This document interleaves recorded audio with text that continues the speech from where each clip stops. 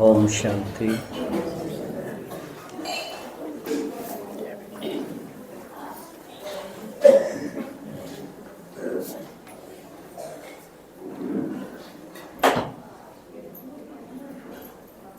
आज एक बहुत ही गहरे विषय को लेके करीब आधा घंटा हम बात करेंगे और वो विषय है भक्ति में हमने रथ का बहुत जिक्र सुना। आपने देखा होगा रथ यात्रा, है ना? रथ यात्रा निकालते।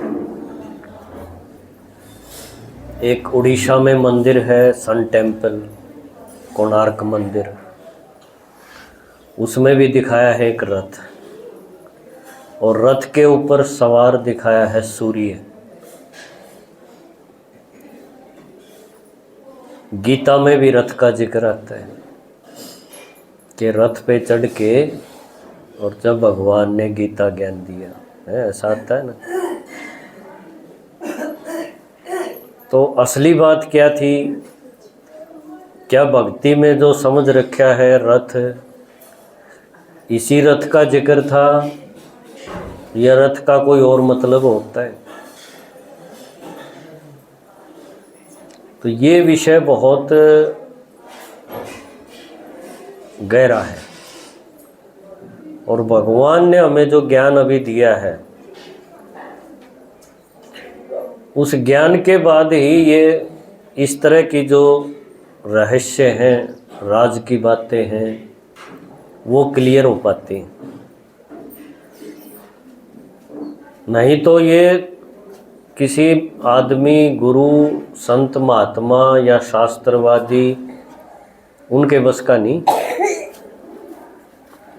पुराने लिख के तो चले गए, रथ की मूर्ति बना दी, रथ का जिक्र कर दिया,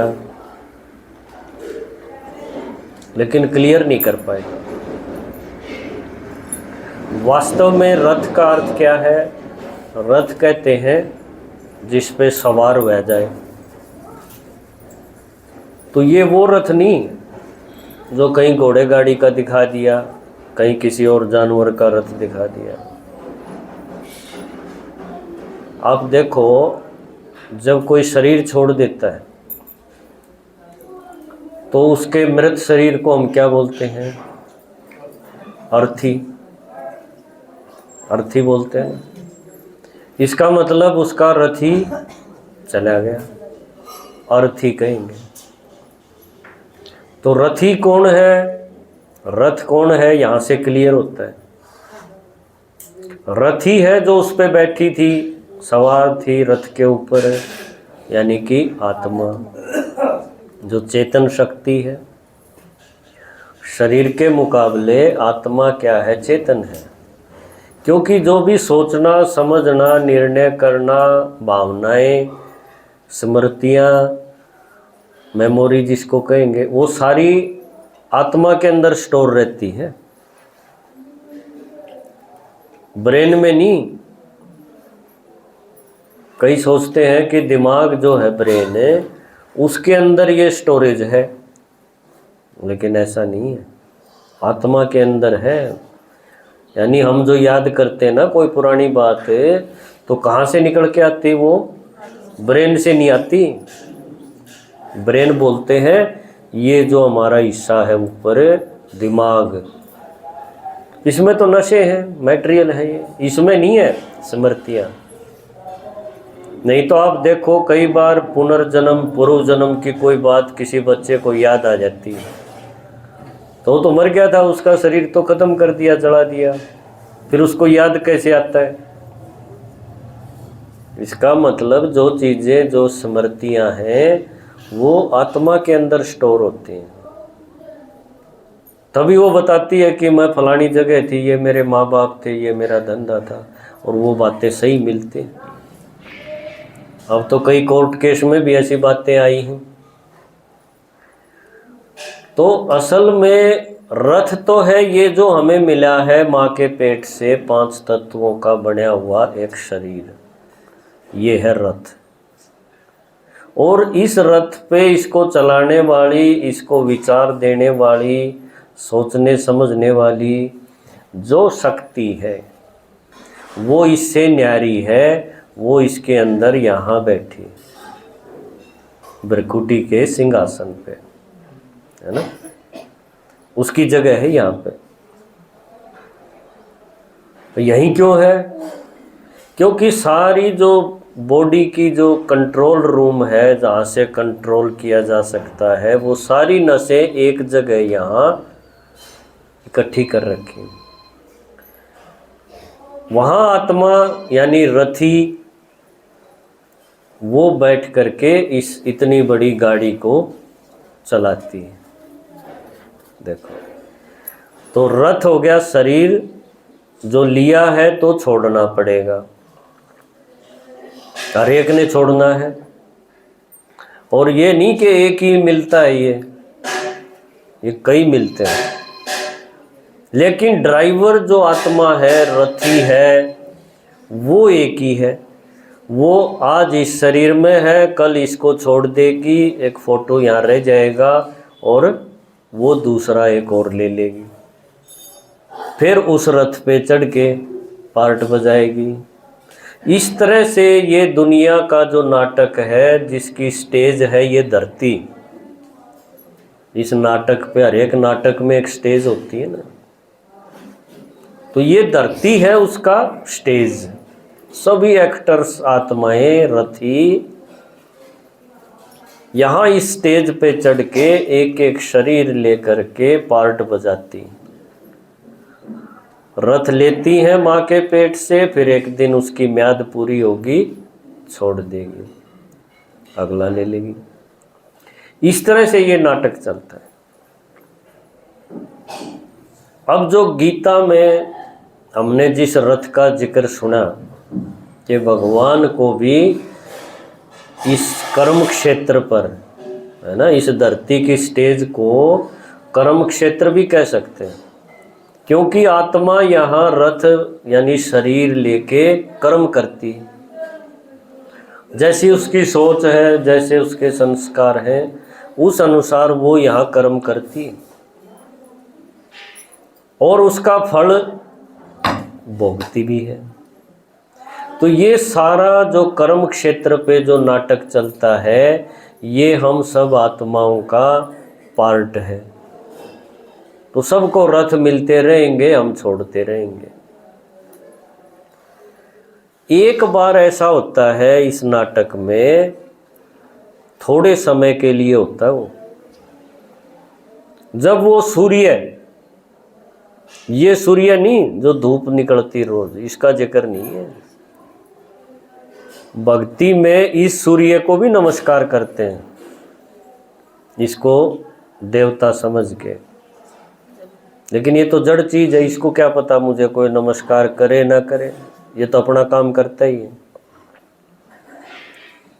वो सूर्य कौन है? जो ज्ञान सूर्य, उसको ज्ञान और जोड़ दो, ज्ञान सूर्य। वो ज्ञान सूर्य एक बार थोड़े समय के लिए हमारे बीच में इस धरती पे, इस नाटक में हाजिर होता है। देखो, इसकी यादगार बनी हुई है कोणार्क मंदिर उड़ीसा में, जो सन टेम्पल है, वो सूर्य को दिखाया है रथ के ऊपर। देखो,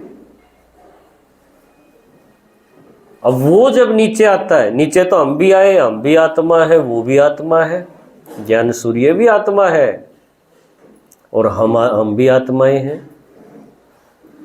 लेकिन हमारे आने की कोई ऐसी इतनी बड़ी यादगार नहीं, उसका थोड़े समय के लिए आना बहुत बड़ा कार्य है। इस दुनिया के इतिहास में बहुत ज़बरदस्त रोल है। इसको कोई जानता नहीं, केवल मूर्तियां लगी हुई हैं, उनके दर्शन कर लेते हैं और उसी से खुश रहते हैं, या जो रिवाज बना दिए वो रिवाज पीटते हैं। असल में उस ज्ञान सूर्य से कभी मिलना हो या उसकी सुननी हो, भाग्य लेना हो उससे, ये चीज हमारे से कोसों दूर है। रिवाज तो है, जिसने जो समझ में आया उस अनुसार रिवाज बना दिए। आम आदमी बेचारा उन रिवाजों से ही खुश रहता है। तो वो ज्ञान सूर्य जब रथ पे आता है, यानी रथ कौन सा, घोड़े वाला नहीं, उसमें तो दिखा दिए पहिए लगे हुए, क्योंकि मोटी बुद्धि के आदमी ने रथ को घोड़े वाला रथ समझ लिया। भगवान घोड़े के रथ में आके कुछ नहीं करता, उसको रथ चाहिए, क्योंकि उसके रथ है नहीं, उसके शरीर होता नहीं। हम सब के शरीर है, रथ है, जो बदलते बदलते आज यहाँ तक आ गए। एक दिन यहाँ से भी चले जाएंगे और एक मिल जाएगा, लेकिन हम इतना बड़ा काम नहीं कर सकते रथ होते हुए भी, क्योंकि असली ताकत तो है ना अंदर की, आत्मा की शक्ति, वो उस एक में है। और वो बोलता है मैं आता तो हूँ, आता हूँ, इसका मतलब वो यहाँ नहीं रहता, आता है तो कहीं और से आता है।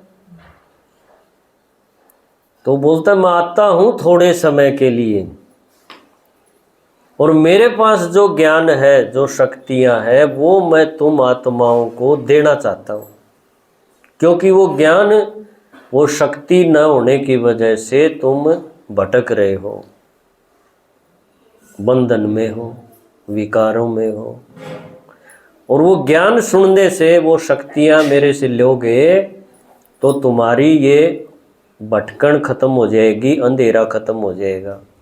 जिसके लिए भक्ति में हमने सुना था ना, तमसो माँ ज्योतिर्गमय, ये अंधेरे से मुझे प्रकाश में लेके आ गया। अब इसलिए भगवान की तुलना सूर्य से की गई।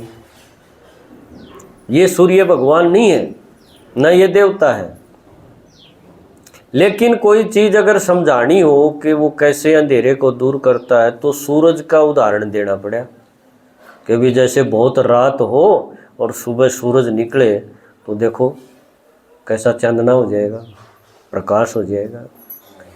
इसी तरह से वो ज्ञान सूर्य जब आकर के रथ पे चढ़ के,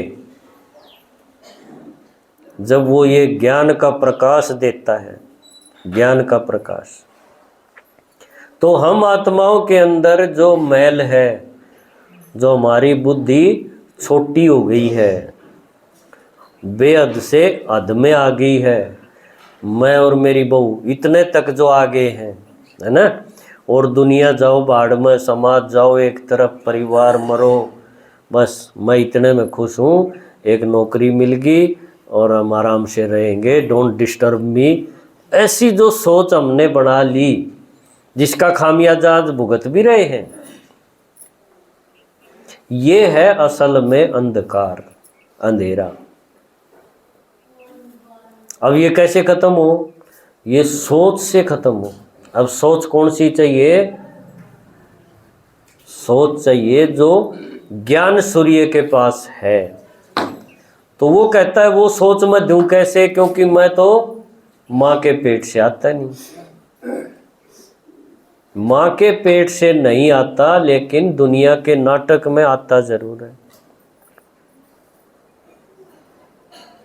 तो देखो उसने आकर के अभी बताया कि मुझे एक रथ की जरूरत पड़ती है, एक शरीर की जरूरत पड़ती है, सिर्फ बोलने के लिए, उसका भोग करने के लिए नहीं। हम आत्माएं तो भोग करती, 60-70 साल इस शरीर का भोग करेंगी, फिर इसको छोड़ देंगी, दूसरा एक भोग करेंगी। तो हम अभोक्ता नहीं है, वो एक है अभोक्ता। तो उसने बताया कि मैं जिस शरीर में आकर के ये गीता का ज्ञान सुनाता हूँ, जिसके रथ में चढ़ के सुनाता हूँ, उसको शास्त्रों में बोला गया है भागीरथ। देखो गीता से हम दूसरी साइड आ गए, दूसरे शास्त्र की तरफ।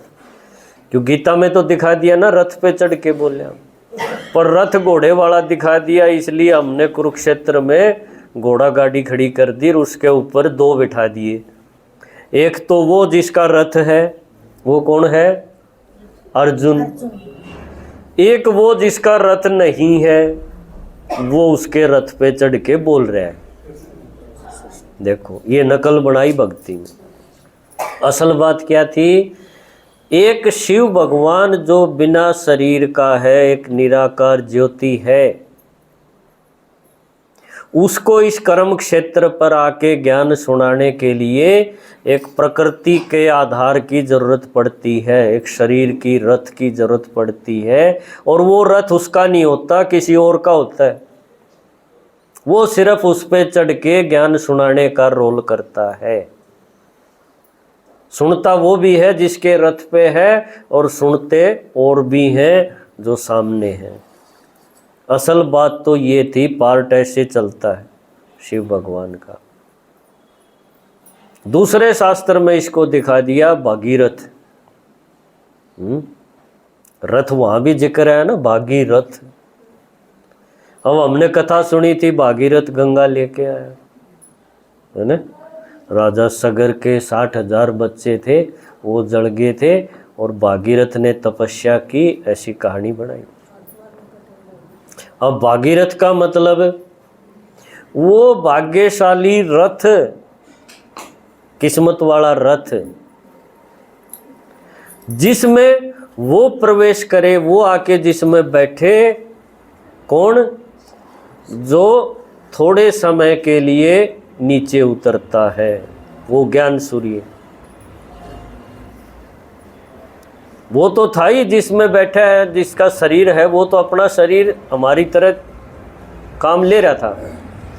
लेकिन उसी रथ की जरूरत किसको भी पड़ी? जो थोड़े समय के लिए हमारे बीच में आके बोलता है, जिसको गीता में क्या बोल दिया? भगवान वाच, यानी भगवान बोला। वो भाग्यशाली रथ भागीरथ। देखो भागीरथ गंगा लेके आया। अब वो गंगा कौन सी? जो शिव की जटाओं से निकली, भागीरथ नीचे लेके आया। अब असल बात क्या? ये तो भक्ति की बात होगी, और लोग उस गंगा में नहाने जाते हैं, सोचते हैं पावन हो जाएंगे। लेकिन कितने नहा लिए? आए साल नहाते हैं, बल्कि जो वहाँ रहते हैं वो हो गए पावन। क्योंकि पावन शरीर को थोड़ी होना है, पावन होना है आत्मा को, उसकी सोच को बदलना है। और वो पानी से कैसे होगा? इसका मतलब बात कुछ और थी। तो शिव की जटाओं से निकली, शिव के शरीर है ही नहीं, शिव तो एक बिंदी है, जिसका मंदिर में क्या दिखाया है? शिवलिंग, पिंडी दिखाई, उस पर बिंदी लगी हुई। अब उसकी जटाएं है ही नहीं, शरीर है ही नहीं, तो उसमें से गंगा कैसे निकलेगी? पानी कैसे निकलेगा? और वैसे भी किसी आदमी के सिर में से पानी निकलता हो तो आप उसका इलाज कराओगे या उसकी धोख मारोगे? क्या कराओगे? इलाज कराओगे। तो बात कुछ और थी। असली बात अभी पता चली कि परमात्मा शिव जो है वो है ज्ञान का सागर। और कौन सा ज्ञान का सागर है? क्या ज्ञान है उनके पास? ये दुनिया जो अभी विकारी पतित हो गई है, जिसमें हर आत्मा दुखी है, प्रकृति भी सारी बिगड़ी पड़ी है, इसको अगर एकदम बढ़िया बनाना हो तो क्या करें, कैसे करें? ये सारा ज्ञान उस एक आत्मा के पास है जो जन्म मरण में नहीं आती। वो एक ही आत्मा ऐसी है जिसको परम आत्मा बोलेंगे। और उसकी खासियत यही है कि वो इस नाटक में उतरेगी तो, लेकिन माँ के पेट से शरीर लेकर के नहीं आएगी। शरीर में आएगी लेकिन किसी और के शरीर में थोड़े समय के लिए प्रकट हो जाएगी। अवतरण होता है, ऐसा और किसी का नहीं होता। भक्ति में जो और दिखाए ना, औरों को भगवान मान रखे हमने, देवताओं को भगवान मान लिया, उनका अवतरण नहीं होता। अवतरण उस एक का है जो माँ के पेट से जन्म लेके नहीं आता। तो वो शिव भगवान जिस रथ में प्रवेश होकर के ये ज्ञान सुनाता है, ये ज्ञान की गंगा हमें मिलती है, वो है भाग्यशाली रथ, भागीरथ। और वो कौन है? वो हमारे सामने फोटो है ना। अब ये ब्रह्मा बाबा जिसको हम बोलते हैं, ये भागीरथ है। गीता के अनुसार ये अर्जुन है, और कथाओं में भागीरथ है। मंदिर में इनकी जगह क्या रखा है? शिव जी के आगे बैल, देखा शिव जी के आगे बलद रखा है। भाई नए नए भाई हैं कई। कोई मंदिर आपको शिव का ऐसा नहीं मिलेगा जिसमें पिंडी के आगे, शिवलिंग के आगे बैल नहीं हो, एक भी नहीं होगा। ये यादगार क्यों बनी शिव के आगे बैल, है ना? क्योंकि परमात्मा है बिना शरीर का, और यहाँ आकर के उसको जरूरत पड़ती है एक शरीर की, एक रथ की। उस रथ के बिना वो दुनिया बदलने का काम कर नहीं सकता। देखो, इसलिए उसकी जरूरत पड़ती है। तो भागीरथ भी है, वो नंदी भी है, वो अर्जुन भी है। और एक शास्त्र में, रामायण में, और हमने देखा रथ का जिक्र आता है। आपको पता है रथ का जिक्र वहाँ भी है? किसको पता है? एक बार हाथ खड़े करो। रामायण में कोई रथ का जिक्र है? कौन सा रथ है? कृष्ण का रथ है। रामायण में कृष्ण का रथ है? दशरथ। हाँ, भागीरथ का दशरथ बना दिया है? इंद्र का रथ। यस, सही बताया, बहुत बढ़िया। देखो, जब राम का और रावण का आमना सामना होता है ना लड़ाई में, तो रावण बहुत बड़ा दिखाया और राम दिखाया धरती पे छोटा सा। तो खूब प्रयास कर लिए पर वो काबू नहीं आ रहा। तब वहां से देवलोक से एक रथ की डिमांड आई, डिमांड भेजी कि भाई एक रथ चाहिए, रथ पे चढ़े बिना बात नहीं बनेगी। देखो, अब वो रथ आया, इंद्र का रथ। उसमें एक ऐसी खासियत थी कि उस पे चढ़ के और तब रावण को मारा जा सकता है। रथ का जिक्र वहां भी है। असल बात वहां भी घोड़े वाला दिखा दिया। टीवी में, नाटक में देखा तो घोड़े का एक रथ ऊपर से आया, उस पे फिर वो राम को चढ़ते दिखाया और फिर युद्ध हुआ। लेकिन फिर बाबा ने समझाया कि ये रथ भी घोड़े वाले का जिक्र नहीं, रथ माना एक शरीर, और इंद्र का रथ है। इंद्र का रथ कौन सा? क्योंकि ब्रह्मा बाबा का वहां भी उदाहरण आ गया। क्योंकि देवताएं जो है आखिरी जन्म में, अब कलयुग आखिर में, वो कैसे हो गए हैं? साधारण। किसी टाइम में वो इंद्र थे, किसी टाइम में कृष्ण थे, लेकिन अब आखिरी जन्म में वो कैसे हो गए हैं? साधारण। उनमें वो विशेषता नहीं रही। तो उस चीज की स्मृति के मैं कौन हूं, पहली आत्मा हूं, ये स्मृति आना माना उस रथ पे सवार होना। तो भगवान कहते हैं कि मुझे भी उस आत्मा का रथ चाहिए जो कभी पहले नंबर पे थी। देखो, पहले नंबर पे जो थी आत्मा, वो आज कहाँ है? ये ब्रह्मा बाबा पहले नंबर पे थे, नारायण बन के आए थे। लेकिन जन्म लेते लेते ये भूल गए और अपनी पूजा करने में लगे थे। तो जो इस तरह से जी रहा हो उससे रावण नहीं मरेगा। रावण कब मरता है? जब भगवान आकर के ये पूरा ज्ञान समझा दे कि बच्चे तू पहले जन्म में ऐसा था, और जन्म लेते लेते धीरे धीरे आत्मा की बैटरी डाउन होती गई और आज तू अपनी ही मूर्ति के आगे मांग रहा है। जब ये पक्का हो जाए, ये स्मृति पक्की हो जाए कि मैं ही ये था, तब रावण रुक नहीं सकता उसके आगे, फिर रावण को मरना पड़ेगा। क्योंकि रावण क्या चीज़ है? बुराई, जो क्यों आ गई हमारे अंदर है? क्योंकि विस्मृति होगी, भूल गए हम अपने असली स्वरूप को। जैसे कोई राजा का बेटा हो और वो कहीं खो जाए और बाद में वो कहीं नौकर का काम कर रहा हो, किसी होटल पे रह रहा हो, तो उसकी स्मृति कैसी हो जाएगी? कोई भी आके उसको धमका दे तो वो रिएक्शन थोड़ी करेगा। लेकिन जिस दिन उसको पता चलेगा, कोई आके बता दे कि अरे तू तो फलाने का बेटा है, तो आप देखो उस दिन उसके हाव भाव कैसे होंगे, बदल जाएगा, अंदर से बदलेगा, उसका स्वमान जाग जाएगा। तो भगवान भी आकर के क्या करता है?